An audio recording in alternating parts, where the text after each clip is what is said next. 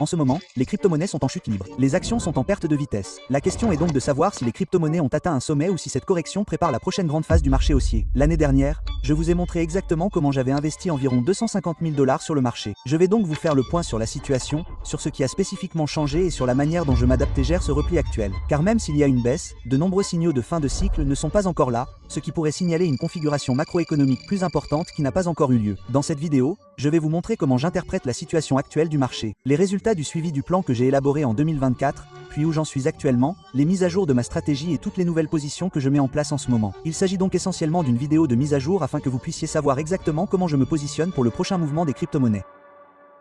Très bien, examinons la situation actuelle du marché. Le Bitcoin a chuté de plus de 27% au cours des 6 dernières semaines. Le Dow Jones a clôturé en baisse de près de 5 points. Tout le monde craint une éventuelle bulle de l'IA sur des marchés surévalués. Et une grande partie de cette peur est liée au ralentissement économique ainsi qu'à l'étrange ressemblance entre la situation actuelle de l'IA et la bulle Internet, Open est investissant dans Oracle, qui investit dans Nvidia, Open est investissant également dans Nvidia. Nvidia investissant dans OpenAI et une sorte de cycle de Ranest sur la spéculation future et le succès de l'IA, ce qui génère des valorisations folles, comme 500 milliards de dollars, pour seulement 12 milliards de dollars. Maintenant, dans les entreprises, ce n'est pas étrange, mais cela soulève la question de savoir si les choses sont surévaluées en ce moment et à quoi cela va ressembler. De plus, alors que les États-Unis sont quelque peu fragiles, confrontés à la hausse du coût des biens et des services et au ralentissement de l'économie. De plus, du côté des crypto-monnaies, nous sommes désormais à 15 sur l'indice de peur et de cupidité, ce qui est proche de l'état de peur de la tournure que prendront les choses lorsque nous serons sur un marché vide ou que nous nous dirigerons vers un tel marché. Vous pouvez voir que la majorité des crypto-monnaies ont subi des pertes substantielles au cours des 90 derniers jours. Seule une poignée de ces crypto-monnaies ont enregistré des gains au cours de cette période, l'indice des altcoins se situant actuellement autour de 25 sur 100, également dans ce paramètre inférieur. De plus, si nous examinons le Bitcoin dans son ensemble et que nous suivons les cycles du Bitcoin, vous pouvez voir que, historiquement, la montée jusqu'au plus haut historique a duré environ 530 jours. Vous verrez que le passage du moment où nous sommes arrivés au plus haut historique a eu lieu au cours de la même période d'une semaine à 2 semaines, pour arriver là où nous en sommes actuellement. 532 jours, c'est en gros le moment où nous avons vu cette dernière poussée vers le plus haut et maintenant nous vendons de la manière dont nous avons vu les cycles précédents se terminer. Notre cadre se situe donc en quelque sorte dans cette fin de cycle mathématique. Cela m'a amené à prendre quelques mesures en fonction de mon plan, mais j'y reviendrai dans quelques instants. D'accord, cela pourrait sembler être un mauvais signe pour la poursuite du marché haussier. Mais il y a d'autres éléments prometteurs et en fait de très bonnes analyses que je trouve hyper haussières. Je vais vous les expliquer en détail. C'est quelque chose que la plupart des gens ne comprennent pas complètement. Beaucoup de gens pensent que les crypto-monnaies sont en train d'être adoptées et que c'est pour cela que tout va bien à cause de cette technologie géniale et de ses implications futures. Cependant, ce que nous avons pu comprendre, c'est que Bitcoin est en fait la meilleure représentation de la quantité de liquidité présente dans le système. L'offre M2 est fondamentalement la masse monétaire. Ce que fait la Fed, c'est baisser les taux d'intérêt, émettre des obligations, ce qui crée effectivement plus de monnaie dans le système, rend l'emprunt moins cher. Cela rend les rendements fixes en pourcentage moins attrayants au niveau institutionnel. Cela augmente l'appétit pour le risque sur le marché mondial ainsi que sur le marché américain. Les crypto-monnaies étant un marché émerge, elles sont les premières à le constater, et Bitcoin, en tant que réserve de valeur, est l'une des premières à voir cette spéculation. Nous pouvons constater que l'offre mondiale de M2 et le prix du Bitcoin sont extrêmement étroitement corrélés à mon avis. Voici la partie intéressante. Nous avons vu la liquidité mondiale suivre une tendance baissière à long terme au cours des 1,5 à 2 derniers mois. N'est-ce pas? La liquidité américaine, c'est pareil. Et de manière générale, nous avons vu le marché boursier américain continuer à atteindre des sommets historiques de manière agressive, tandis que Bitcoin a continué à progresser dans son cycle malgré la forte corrélation de la liquidité et le fait que la liquidité a constamment baissé. Donc, oui, nous sommes là où nous en sommes dans le cycle, mais Bitcoin a relativement bien résisté au fait que la liquidité mondiale a chuté et a continué à augmenter. Nous allons donc approfondir un peu plus les choses dans une seconde. Maintenant, la principale chose à laquelle je pense, c'est que si nous sommes potentiellement dans une situation de surévaluation du marché boursier, où nous avons fondamentalement progressé de manière constante, si nous devons avoir une correction ou un recul de quelque nature que ce soit, d'accord, le gouvernement, en particulier maintenant, est effectivement contraint de baisser les taux pour stimuler la croissance de l'économie, ce qui va ensuite rendre le risque sur les actifs plus attrayant.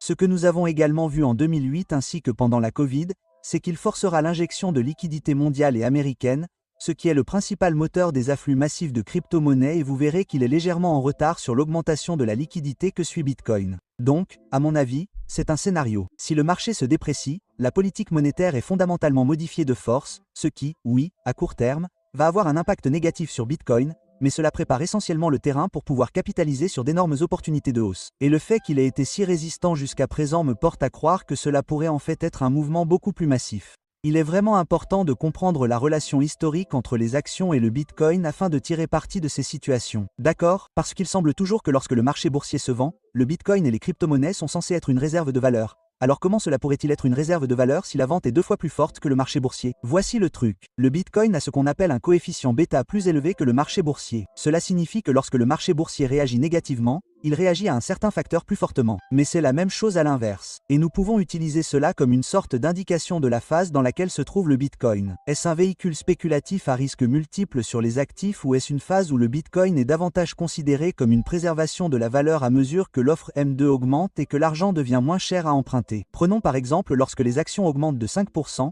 le Bitcoin augmente de 10%. Risque. Si le marché boursier enregistre une baisse de 10% et que le Bitcoin enregistre une baisse de 20%, nous observons un coefficient bêta élevé et tous les nouveaux acheteurs spéculatifs sont en quelque sorte expulsés du marché. Lorsque nous observons une continuation, disons par exemple, d'une baisse de 10% sur le marché boursier, puis que nous ne voyons plus que 5% de Bitcoin, n'est-ce pas? Il cesse d'être aussi réactif à l'action négative des prix sur le marché boursier, car il s'agit de plus en plus de détenteurs de Bitcoin condamnés à long terme plutôt que de détenteurs à court terme temporairement. Ce qui signifie qu'à l'inverse, lorsque le marché boursier se redresse ne serait-ce que de 5%, nous pouvons désormais utiliser cela comme un signal de changement.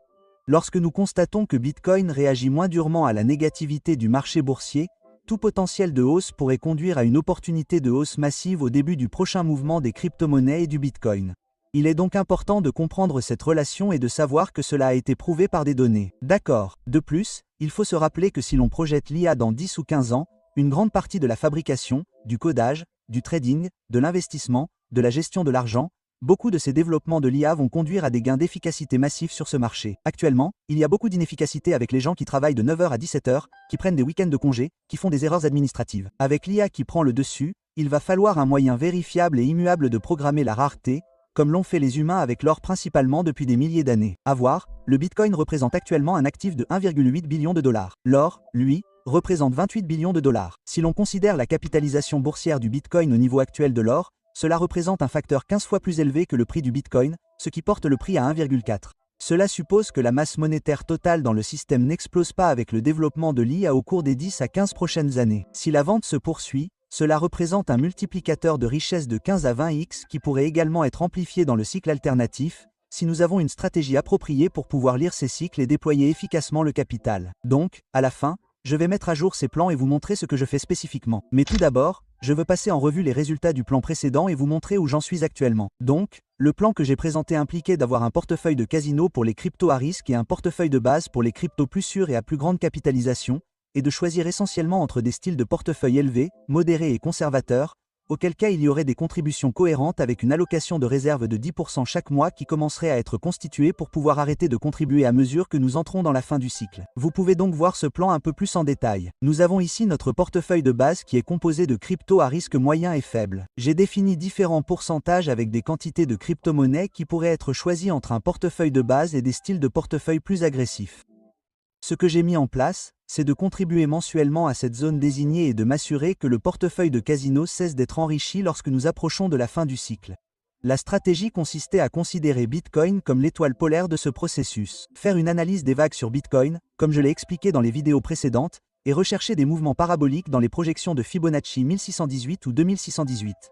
Et si l'un de ces critères était atteint et que nous avions un indice d'une fin de cycle potentielle, c'est là que je vendrai tous mes risques de moyenne et faible capitalisation sur les crypto-monnaies et que je les conserverai dans mes réserves de liquidité. D'accord. De plus, j'ai dit que je ne vendrai plus jamais mes bitcoins pour les raisons de potentiel de croissance par rapport à l'or que je viens d'exposer, ce qui, si cela se produit, peut arriver très rapidement et peut éclipser toutes les analyses que nous faisons en ce moment. S'il existe une raison majeure ou un besoin de rareté programmable qui soit plus vérifiable et immuable que l'or. Si vous souhaitez revenir en arrière et regarder cette vidéo, je la mettrai également à la fin de celle-ci, afin que vous puissiez vous référer au plan que j'ai présenté plus en détail. Ceci étant dit, c'est ici que j'ai présenté certaines des crypto-monnaies qui, selon moi, présentaient de la valeur et que j'ai classées dans ces catégories désignées en fonction de leur capitalisation boursière ou de leur taille. Maintenant, cela partait du principe que nous aurions une course haussière massive traditionnelle et que nous nous ouvririons à cette opportunité de hausse. Ce qu'il est important de retenir en matière d'investissement, c'est qu'il s'agit de protéger vos risques de baisse et de vous assurer que vous serez à l'aise dans vos décisions, quoi qu'il arrive, tout en vous ouvrant, si c'est le cas, à capitaliser sur des mouvements haussiers massifs, D'accord, et en tant que day trader, c'est exactement la même logique que celle utilisée par le capital risque et les traders. Vous devez être capable de profiter de vos opportunités de hausse tout en minimisant vos opportunités de baisse. Et si vous faites cela au fil du temps, c'est comme ça que vous allez vous retrouver dans une position favorable. D'accord, vous pouvez voir que lorsque j'entre dans un day trade, mon risque est contenu. Donc si je me trompe,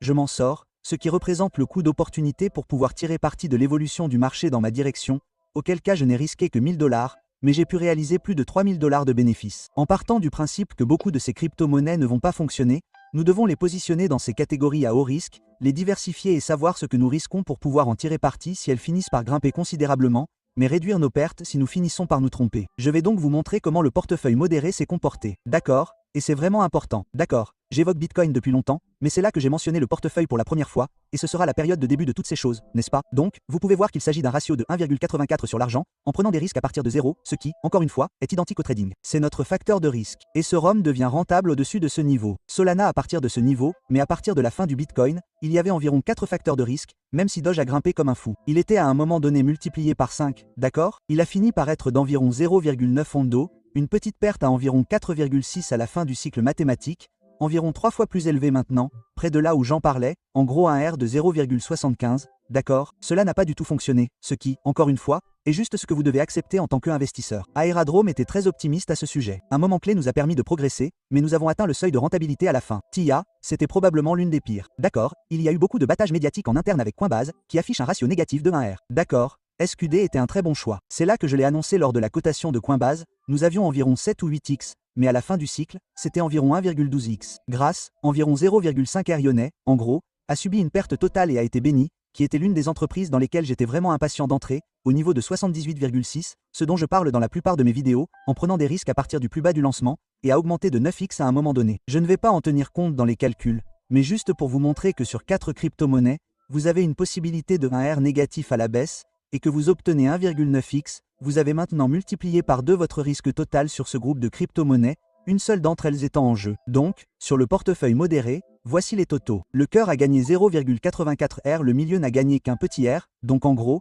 il est à l'équilibre. Et le portefeuille total a augmenté d'environ 1 R donc, l'ensemble du portefeuille a augmenté d'environ 1x. Considérant que nous aurions pu simplement mettre tout l'argent dans Bitcoin et obtenir 1,85x, ce n'est évidemment pas le meilleur résultat, n'est-ce pas? Le cycle ne s'est pas déroulé comme nous l'espérions. Cependant, l'objectif de ce positionnement est maintenant de pouvoir disposer de capitaux sur la table pour saisir l'opportunité de pouvoir passer à l'étape suivante. Car encore une fois, si nous pouvons anticiper ces zones à temps et ne pas être exposés et sous l'eau lorsque la crypto augmente, disons de 2 à 3x, beaucoup de ces autres amendes peuvent augmenter de 5, 7, 10x, ce qui est une stratégie que j'ai utilisée pour faire croître considérablement mon portefeuille, en particulier pour les petites valeurs. D'accord? Et c'est pourquoi le 28 octobre, j'ai informé tout le monde de mon histoire ainsi que du côté privé de mon équipe de trading que je vendais toutes mes crypto-monnaies à risque élevé et moyen et que je les utilisais pour les liquidités. Car si nous sommes en mesure d'allouer le capital pour les investissements à haut risque uniquement pendant les creux du cycle mathématique, lorsque les volumes sont morts et qu'il n'y a aucune activité, s'il y a une quelconque dynamique sur le marché des crypto-monnaies,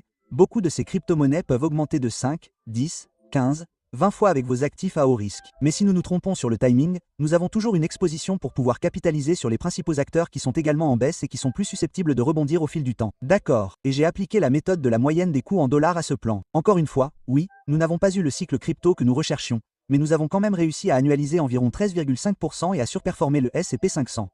De cette façon, si le marché des crypto-monnaies connaît une hausse et que je peux tirer parti de ces baisses du cycle, je devrais pouvoir largement surperformer le S&P 500 jusqu'à ce que le marché arrive à maturité et qu'il y ait moins d'inefficacité. Mais je détiens une part importante de liquidité dans l'ensemble de mon portefeuille. Bon, passons maintenant aux mises à jour de la stratégie ainsi qu'aux nouvelles positions que je vais ajouter et à la manière dont je gère cette liquidation du marché. Je vais donc aller sur CoinMarketCap ici et examiner nos indicateurs de cycle de marché qui vont nous montrer quelque chose de similaire au MVRV que nous recherchons, ainsi que notre graphique logarithmique du Bitcoin qui peut nous montrer nos indications d'achat et de vente à partir de données historiques. La chose à laquelle je prête le plus attention, et si vous retenez quelque chose de cette vidéo, c'est que c'est la plus importante. Ces sommets ont diminué à mesure que le marché des crypto-monnaies gagnait en maturité. Ce qui n'a pas beaucoup changé, c'est la capacité à anticiper ces niveaux bas qui signalent les creux du marché. Même s'ils ont diminué, ils sont restés à peu près dans la même fourchette. Il est donc beaucoup plus important de pouvoir identifier les bons secteurs d'achat que d'essayer de prévoir le sommet exact, étant donné qu'il existe une asymétrie dans le risque et que nous devons voir une adoption massive pour voir une hausse spectaculaire. C'est un peu ce sur quoi tout le monde spécule dans les crypto-monnaies. Ce que nous voyons ici est un graphique logarithmique du Bitcoin. Le graphique logarithmique est un moyen d'examiner les changements très importants dans les données et de pouvoir les voir d'une manière présentable qui est réellement efficace et qui ne ressemble pas simplement à une parabole folle. Très bien. Et ce que nous avons remarqué, c'est que même si ces niveaux supérieurs ont atteint des niveaux de bande de plus en plus bas, ce niveau bleu a été atteint ou légèrement plongé en dessous des creux du cycle. D'accord? Et toute cette analyse va se mettre en place, ce qui va conclure ma stratégie, où je vais mettre en place toutes mes nouvelles positions et où j'ai effectivement des ordres de baisse actuellement. Donc, en ce moment, le prix du Bitcoin est assez proche d'entrer dans cette bande bleue ici. Maintenant, historiquement, nous avons eu une diminution d'environ 10% de la gravité des baisses après chaque cycle. Nous avons donc environ 85 ici, 78 ici, et en suivant un peu la même logique, disons que nous arrivons autour de 65. Cela place le Bitcoin à environ 45 000. D'accord. De plus, nous avons vu que le plus bas du cycle actuel était légèrement égal ou supérieur au plus haut du précédent. Donc si nous regardons le plus haut de 2013, le plus bas de 2018 est arrivé juste ici. Si nous regardons le plus haut de ce cycle, le plus bas de 2022 est arrivé juste à ce niveau élevé. Donc, ce que j'utilise pour le cycle précédent afin de pouvoir dicter les plus hauts du cycle est ce qu'on appelle la théorie des vagues d'Elliott. D'accord? Et cela va nous mener à la conclusion macroéconomique que j'ai tirée. La théorie des vagues d'Elliott suggère que les tendances évoluent selon des schémas de 1, 2, 3 et 4 vagues qui sont précédées d'une correction ABC. Il existe quelques règles à ce sujet, mais l'une des plus importantes est que 4 ne peut pas dépasser 1 et tend à atteindre ce niveau. Nous pouvons ensuite prendre ce qu'on appelle une extension de Fibonacci basée sur la tendance, du début de notre mouvement de tendance jusqu'au sommet de 1. C'est donc en quelque sorte la première poussée de la tendance que nous avons observée dans le cycle suivant. Nous pouvons également voir sur ce diagramme que le nombre d'or multiplié par notre valeur de Fibonacci peut nous donner des idées de l'endroit où pourrait se trouver notre vague potentielle de 5. Selon cette règle, les marchés ont tendance à se corriger du point bas au sommet jusqu'à ce niveau de retracement doré de 61,8. Et c'est généralement là que peut se trouver le creux de la vague C si j'utilise ce retracement de Fibonacci jusqu'à la projection de 2618, dont le plus haut de 5 peut être 1618, 2618 ou 3618, cela placerait les 61,8 et 8 exactement là où 1 sur 4 rejoint ainsi que le plus haut du cycle précédent. C'est en fait une bonne chose, car le calcul revient à peu près exactement au même. Et cela ne change pas grand-chose si le marché doit réagir à l'une de ces zones et continuer à monter ou si nous continuons à baisser à partir de ce point, car si nous sortons de la durée moyenne des cycles baissiers, cela nous amènera en septembre 2026. Ce graphique ne va donc que jusqu'en juillet, mais si nous allons jusqu'à cette zone, la partie la plus basse de la bande est d'environ 75 000 $. Donc, un peu en dessous, ce serait dans ce genre de 75 à 60 000 $. Si le marché veut chuter dans la fourchette bleue, disons dans le mois qui vient, cela nous placera dans la zone des 60 000 et 75 000. Quoi qu'il en soit, en mettant toute cette logique ensemble, le fait que le sommet du cycle précédent tend à être le creux du nouveau, cela nous placerait directement dans cette fourchette de consolidation entre 60 000 et 75 000 $, où le prix a vraiment explosé et s'est consolidé tout au long de ce cycle. D'accord? Cela nous placerait également dans la bande inférieure de notre indicateur de cycle. Que cela se produise au cours du mois ou des 2 prochains mois ou que cela prenne une année entière, je vais suivre le même plan, c'est-à-dire que je ne contribuerai pas aux altcoins. J'achèterai continuellement sur le marché. J'ai acheté un autre Bitcoin hier pour pouvoir en tirer parti si le marché explose à tout moment ou s'il continue à grimper jusqu'à ce niveau de 2618.